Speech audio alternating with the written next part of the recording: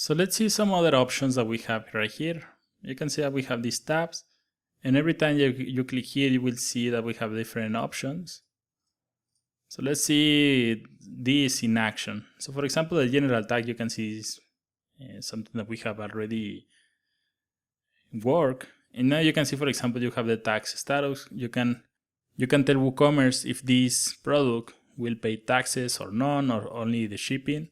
And also you can create a tax class. We're gonna see tax classes in upcoming videos. Then we have the inventory, and from here, for example, you can add the SKU. So for example, you can add something like a key, something that you can use to identify this. So I'm gonna add CSPA for Carolina Spa, and then we're gonna add 03, because if you remember, this is using the 03. So we're gonna add something like this, and I'm gonna update. So reload. So now you can see we have the SKU, and it's right here.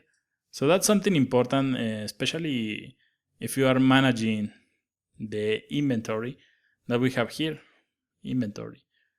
So now you can see we have managed stock, so you can enable this, and now you can add the stock quantity. So for example, let's say that you are selling a product, something that is really, really hard, that you get more. So for example, let's say that you are selling 10 televisions, and it's really hard that you get new TVs, and for example, you want to add 10.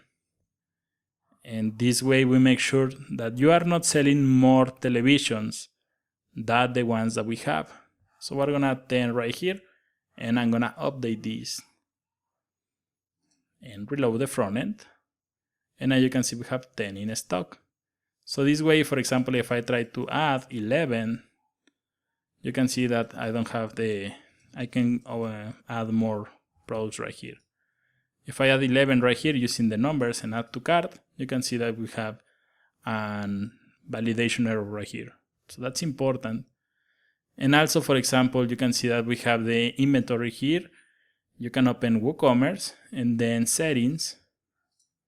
And from here you will find some options. So you can open products right here, and then you have the inventory right here tab. And for example, you can enable the stock management. If you want to enable or disable the stock management, is going to be right here. And you can make some other changes here. So for example, you have the notifications, and you can enable low stock notifications or out of stock notifications. So this will send you a notification saying that this or some product doesn't have enough stock. So it's going to tell you that if you enable these notifications. So let's say, for example, if I add 3 right here and I'm going to add to the cart, you can see that we have 10 in stock. If you open WooCommerce, you can see that we have whole stock, and you can see whole stock for unpaid orders. This is the amount of minutes that you are giving to the user or the visitor of your site before you cancel the order and the stock is going to be added again. So for example, in this case, it's going to be 10, I added 3, it's going to be 7 on the stock.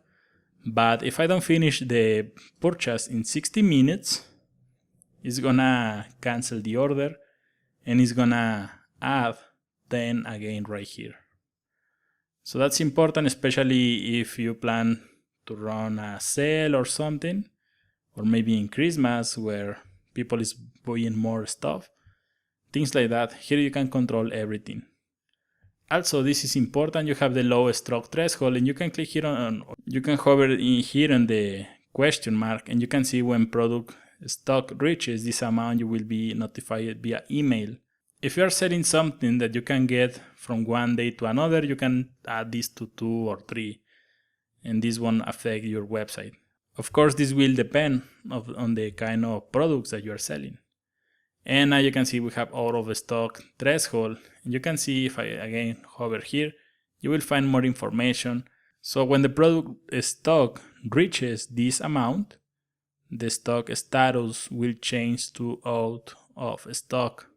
So for example, once you are in 0, it's gonna tell the users that we don't have enough stock. And that's also important, Especially, for example, some of my clients decide that they want to add 2 or 3 because it's really common that some of the products that they are selling are damaged or something, and this way they ensure that they can send all the products to the clients.